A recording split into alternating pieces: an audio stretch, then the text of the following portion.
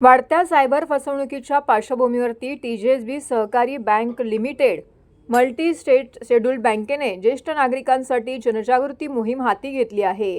बँकेच्या चरई शाखेच्या वतीने cyber security awareness digital payment करताना घ्यावयाची जबाबदारी या विषयावरती विशेष कार्यक्रमाचं आयोजन करण्यात आलं होतं। हा कार्यक्रम श्रीराम व्यायामशाळा सेवा संस्था डॉक्टर मूस रोड गडकरी रंगायतांसमोर संपन्न झाला। आजच्या काळामध्ये UPI, मोबाईल बँकिंग आणि ऑनलाईन पेमेंट करताना ज्येष्ठ नागरिकांची होणारी फसवणूक टाळण्यासाठी हा उपक्रम राबवला जात आहे। या कार्यक्रमाला बँकेचे सरव्यवस्थापक हरप्रीत छाबरा यांनी मार्गदर्शन केले।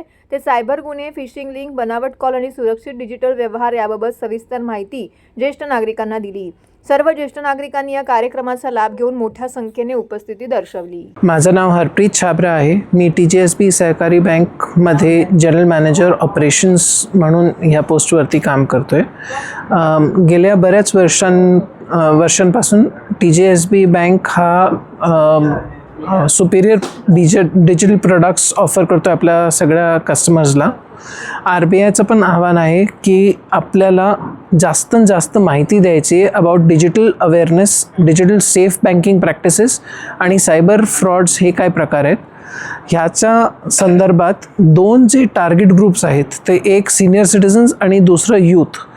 ह्या एज ग्रुप्सला किंवा एज ब्रॅकेटला खूप जास्त टार्गेट केला जातो आहे।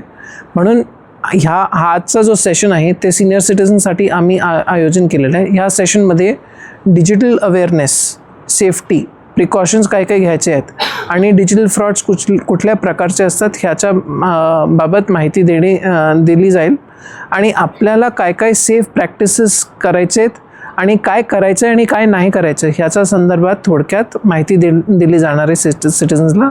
सगळ्याच सिटिझनला एवढंच आव्हान देतो आहे की डिजिटल बँकिंग हा फ्युचर आहे, पण त्याला सेफली आणि सिक्युअरली कसं यूज करायचं त्याची माहिती आपल्याला सगळ्यांना माहीत असायलाच पाहिजे आणि फ्रॉड नसावा असं आपण पूर्णपणे जर सगळ्यांनी एकत्र संकल्प घेतलं आणि सेफ बँकिंग केली तर ते सगळ्यांसाठी इन्क्लुडिंग फायनान्शियल सिस्टमसाठी पण खूप चांगली गोष्ट आहे। भरपूर फायदा होतो आहे। आता जर तुम्ही बघाल तर मेन जे फ्रॉड्स होत आहेत त्याच्यामध्ये सगळ्यात मोठा प्रॉब्लेम आहे अवेअरनेसचाच। माणसांना माहीतच नाही की डिजिटल अरेस्ट हा प्रकारच नाही। डिजिटल अरेस्ट काय असतो, कसं माणसांना गंडवतात हे सगळं जर आपल्याला माहीत पडलं तर त्याच्यामध्ये आपल्याला नक्कीच बाहेर पडता सोप्या रीतीने येतो आहे।